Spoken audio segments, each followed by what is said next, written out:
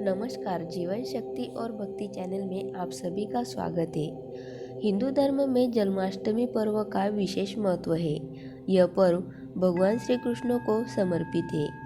इस दिन लोग व्रत रखते हैं और भगवान के बाल स्वरूप लड्डू गोपाल की पूजा की जाती है। शास्त्रों के अनुसार भाद्रपद माह के कृष्ण पक्ष की अष्टमी तिथि को रोहिणी नक्षत्र में भगवान कृष्ण का जन्म हुआ था। जन्माष्टमी के दिन लोग बाल कृष्ण की पूजा अर्चना करते हैं। पूजा के दौरान कृष्ण जी की जन्म कथा सुनना भी शुभ फलदायी माना जाता है। कृष्ण जन्म कथा सुनने से पहले हमारे चैनल को सब्सक्राइब करें और बेल आइकन दबाना ना भूलें और कमेंट बॉक्स में कथा को सुनने के बाद राधे राधे अवश्य लिखें ताकि आपको इस कथा को सुनने का पूर्ण फल प्राप्त हो। श्री कृष्ण जन्म कथा। द्वापर युग में भोजवंशी राजा उग्रसेन का मथुरा में शासन हुआ करता था। वह बड़े ही दयावान राजा थे और प्रजा भी उनका काफी आदर करती थी। लेकिन उनका पुत्र कंस बहुत ही अत्याचारी था और प्रजा को आए दिन कष्ट देता रहता था। जब राजा उग्रसेन को इस बात का पता चला तो उन्होंने कंस को बहुत समझाया, लेकिन कंस ने उनकी एक न मानी और एक दिन अपने पिता का विरोध करके उनका सिंहासन छीनकर खुद गद्दी पर बैठ गया। स्वयं मथुरा का राजा बन गया।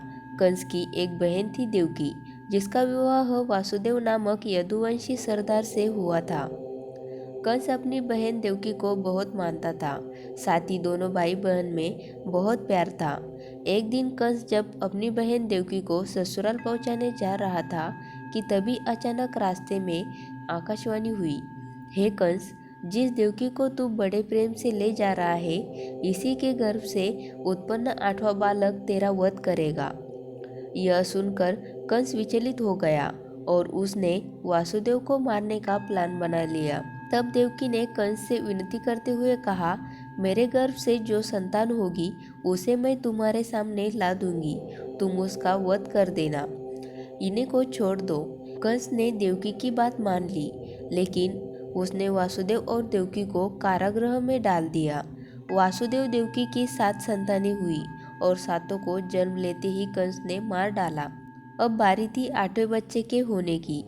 कंस ने इस दौरान कारागार में वासुदेव देवकी पर और कड़े पहरेदार बिठा दिए। वही देवकी के साथ नंद की पत्नी यशोदा को भी बच्चा होने वाला था। उन्होंने वासुदेव देवकी के ऊपर अत्याचार को देखते हुए 8वें बच्चे की रक्षा का उपाय रचा। जिस समय देवकी को पुत्र पैदा हुआ, उसी समय संयोग से यशोदा के गर्भ से एक कन्या का जन्म हुआ, जो और कुछ नहीं सिर्फ माया थी। जिस कोठरी में देवकी वासुदेव को कैद किया गया था, उसमें अचानक चतुर्भुज भगवान प्रकट हुए। दोनों ने भगवान के चरण स्पर्श किए। भगवान ने देवकी वासुदेव से कहा, अब मैं पुनः नवजात शिशु का रूप धारण कर लेता हूँ, साथ ही तुम मुझे इसी समय नंद जी के घर वृंदावन में ले जाओ और उनके यहाँ जिस कन्या ने जन्म लिया है उसे लाकर कंस को सौंप दो। जब भगवान से वासुदेव ने यह कहा कि इतने कड़े पहरे में यहाँ से कैसे जा सकता हूँ, तो भगवान ने कहा कि तुम चिंता न करो, जागते हुए पहरेदार सो जाएंगे, कारागृह के दरवाजे अपने आप खुल जाएंगे और यमुना नदी तुमको पार जाने का मार्ग खुद दे देगी। तुम आराम से वृंदावन नंद जी के घर पहुंच जाओगे। भगवान की बात सुनते ही वासुदेव ने नवजात शिशु रूप श्री कृष्ण को सूप में रखा और निकल पड़े। कारागृह के सभी गेट खुल गए। इसके बाद वासुदेव यमुना को पार कर नंद जी के घर पहुंचे, जहां उन्होंने नवजात शिशु को यशोदा के साथ सुला दिया और उनकी कन्या को लेकर मथुरा आ गए। वासुदेव के आते ही कारागृह के फाटक बंद हो गए। कंस तक वासुदेव देवकी के बच्चा पैदा होने की सूचना सैनिकों ने दी। कंस तुरंत बंदीगृह पहुंचा। तभी उसने एक नवजात कन्या को देखा।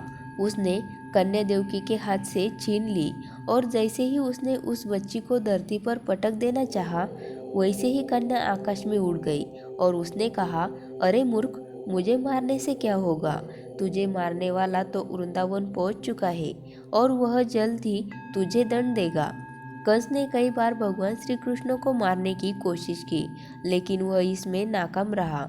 जब भगवान श्री कृष्ण युवा हुए तो उनका भगवान श्री कृष्ण से युद्ध हुआ और उन्होंने अपने मामा कंस का वध कर दिया।